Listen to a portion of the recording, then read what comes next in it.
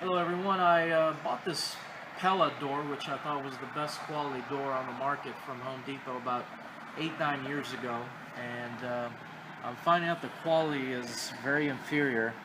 This is the outside of the door, and it's completely deteriorating in this section and then on the inside on the bottom.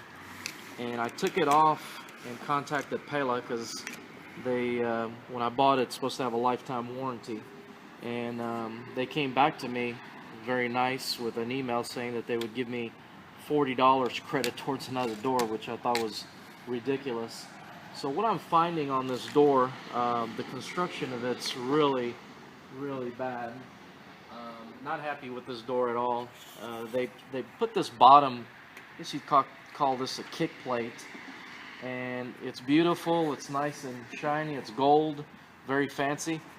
But you notice at the bottom there aren't any weep holes. So what I gathered from me analyzing this door, what caused this, when it rains, water would get behind this piece here, and it would, just suck it up through this. I guess this is particle board, what they use for a core. So as you can see, I'm gonna contact Pella again after I shoot this video and see if they want to cooperate and give me money for a new door or replace this door, because this is really sad. So anyway, this is a Pella door that I spent about $300. It's been a while now, 8-9 years, but I wouldn't anticipate a storm door to deteriorate like this. I don't even know what kind of material this is. I mean, it's just turned into dust. I mean, it's incredible. So anyway, this is Houston, Texas, and it's October 15, 2018.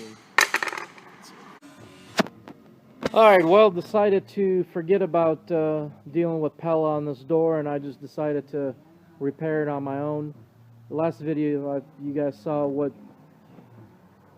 corrosion I had on the metal, so I decided to buy a piece of galvanized sheet of metal here. I've already cut it, and I've bar clamped it to my door. You can see how it looks. It's a nice finish. What I used was a piece of galvanized zinc plated 24-inch by 26 galvanized by 36-inch, and it's a piece that I got at Home Depot, and it was about 20 bucks, and I decided to just go ahead and cut it myself.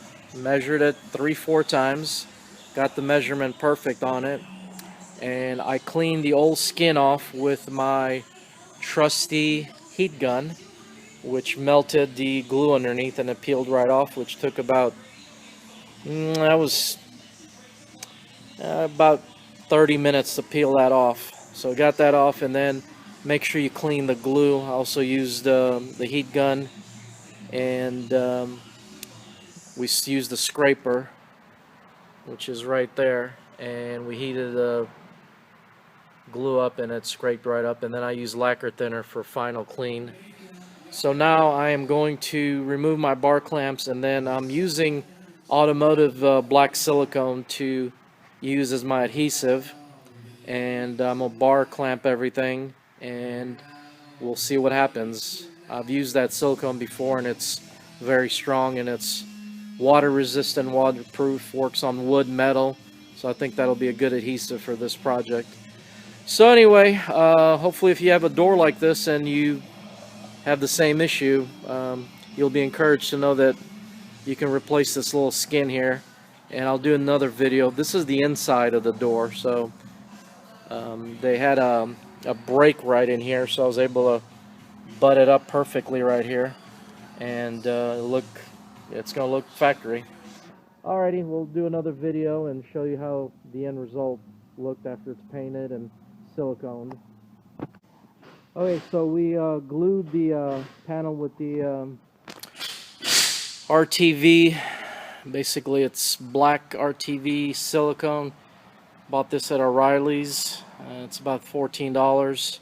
It works really well, and here's what I had to do. It looks like a big old gigantic mess here with clamps, but I got the whole panel affixed to the door, so you can see how many clamps I had to use. There's got to be about 40 of them on here, and some weights and everything. So I'll let this dry for 12-14 hours, and I'll flip the door around and I'll do the other side, and I'll shoot another video of that. But I think it's going to turn out really well. The seams matched perfectly. Once I get done with it, it should look factory.